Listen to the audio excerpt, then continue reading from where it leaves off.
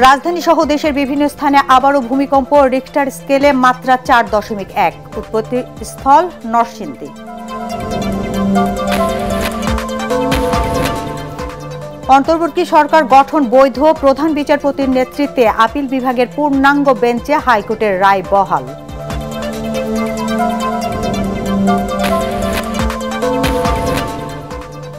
খালেদা জিয়ার রোগমুক্তিতে সব ধর্মের মানুষকে দোয়া ও প্রার্থনার আহ্বান সরকারের, শুক্রবার বাদ জুমা সারা দেশে মসজিদে মোনাজাত।